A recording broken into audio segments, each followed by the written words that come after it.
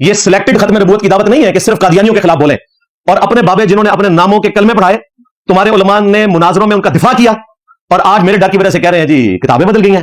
تو یہ کس مجدد نے تمہیں بتایا کہ کتابیں بدلی ہیں؟ کتابیں نہیں بدلی، ڈر گئے. اللہ الرحمن الرحیم.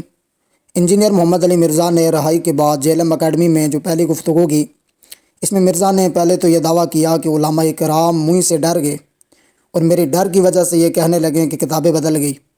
لیکن 2 ہی منٹ گزرے تھے کہ مرزا خود ڈر گیا. علماء کو ڈر کا تانا دینے والا مرزا 2 منٹ بعد خود ڈرا ہوا نظر آیا. اسی گفتگو کے ٹھیک 2 منٹ بعد مرزا نے ایک آیت پڑھی قرآن مجید کی. اس کا کیا ترجمہ کیا وہ آپ پہلے سماعت فرمائیں. علمی پوائنٹ نمبر 2، وَمَكَرُوا وَمَكَرَ اللَّهُ وَاللَّهُ خَيْرُ الْمَاكِرِينَ. انہوں نے بھی مکر کیا اور اللہ نے بھی اپنی خفیہ تدبیر فرمائی اور اللہ سب سے بہتر خفیہ تدبیر فرمانے والا ہے. الحمدللہ. مرزا نے قرآن مجید کی آیت پڑھی وَمَكَرُوا وَمَكَرَ اللَّهُ. لفظ مکر جب مرزا نے اللہ رب العالمین کے لیے استعمال کیا تو مرزا نے اس کا ترجمہ کیا خفیہ تدبیر. حالانکہ مرزا خود اس ترجمے پر کئی مرتبہ اعتراض کر چکا ہے کہ لفظ مکر کا استعمال جب اللہ کی طرف ہوگا تو اس وقت اس کا ترجمہ مکر ہی کیا جائے گا. جب اللہ تعالیٰ نے یہ لفظ استعمال نہیں کیا تو تم کیوں کرتے ہو؟ علماء پر اس نے تنقید کی کہ آپ یہ ترجمہ خفیہ تدبیر والا کیوں کرتے ہیں جب اللہ نے نہیں کیا؟ مکر کا ترجمہ مکر کرنا چاہیے.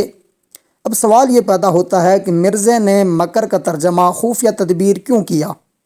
کیا مرزا علماء کرام سے ڈر گیا تھا؟ اب یہ خفیہ تدبیر والا ترجمہ کرنے کی وجہ کیا ہے؟ پہلے آپ مرزا کا وہ کلپ سماعت فرمائے جس کلپ میں مرزا علماء پر تنقید کرتا ہے اور علماء کرام پر اعتراض کرتا ہے کہ آپ نے قرآن کا غلط ترجمہ کیا. خفیہ تدبیر والا ترجمہ اس آیت کا نہیں کیا جا سکتا بلکہ اس آیت کا ترجمہ مکر ہی کیا جا سکتا ہے. مرزا کا پہلے آپ کلپ سماعت فرمائیں. کیا تو یہ تو بت پرستی ہم نے توڑ دی ہے. وَمَكَرُوا وَمَكَرَ اللَّهُ وَاللَّهُ خَيْرُ الْمَاكِرِينَ. انہوں نے بھی مکر کیا، اللہ نے بھی مکر کیا، اللہ بہترین مکر فرمانے والا ہے، سب سے بڑھ کر مکر فرمانے والا ہے. انہوں نے پکڑ کے ترجمہ چینج کر دیا کہ انہوں نے مکر کیا، انہوں نے چال چلی اور اللہ نے اپنی خفیہ تدبیر فرمائی، اللہ سب سے بہتر خفیہ تدبیر فرمانے والا ہے. یعنی انہوں نے خدا کو بھی کہا کہ تیرے الفاظ کا چناؤ ٹھیک نہیں ہے، تجھے یہ لفظ استعمال کرنا چاہیے تھا تدبیر. حالانکہ تدبیر خود عربی کا لفظ ہے. اللہ نے کیوں نہیں کہہ دیا کہ واللہ خیر المدبرین، اللہ تعالیٰ سب سے بہتر تدبیر فرمانے والا ہے؟ اللہ نے تو مکر کا لفظ استعمال کیا ہے. تو اس طریقے سے یہ بڑا گھنونا کھیل کھیلتے ہیں. تو ہم نے کبھی ایسا نہیں کرنا کہ ان کی رو میں بیٹھنا ہے، نہیں، ہم نے ایکسیپٹنس کروانی ہے. آپ نے انجینئر مرزا کا کلپ سماعت فرمایا. انجینئر مرزا نے علماء پر چند اعتراضات کیے کہ ہم نے ان کی بت پرستی کو توڑنا ہے. یعنی یہ جو ترجمہ کرتے ہیں خفیہ تدبیر والا، یہ بت پرستی میں شکار ہیں، ہم نے ان کی بت پرستی کو توڑنا ہے. وَمَكَرُوا وَمَكَرَ اللَّهُ. انہوں نے بھی مکر کیا اور اللہ بہترین مکر فرمانے والے ہیں، یہ مرزا نے ترجمہ کیا. اور جو لوگ خفیہ تدبیر والا ترجمہ کریں مرزا ان کے بارے میں کہتا ہے کہ ہم نے ان کی بت پرستی توڑنی ہے. دوسرا اعتراض مرزا نے یہ کیا کہ علماء نے ترجمہ تبدیل کر لیا، علماء نے ترجمہ چینج کر لیا، جبکہ تدبیر عربی زبان کا لفظ ہے. اللہ نے جب یہ لفظ استعمال نہیں کیا تو علماء تم کیوں کرتے ہو؟ تیسرا اعتراض مرزا نے یہ کیا کہ انہوں نے خدا کو یہ کہا کہ تیرے الفاظ کا چناؤ صحیح نہیں ہے. 3 بڑے اعتراض مرزا نے کیا. اور چوتھا دعویٰ جو مرزا نے کیا وہ یہ تھا کہ ہم ان کی نہیں مانیں گے، ہم اپنے اصول اور طرز پر چلیں گے. اب سوال یہاں یہ پیدا ہوتا ہے کہ جتنے اعتراضات مرزا نے علماء پر کیے تھے خفیہ تدبیر والا ترجمہ کرنے کی وجہ سے، وہ سارے اعتراضات اب مرزا پر آ گئے.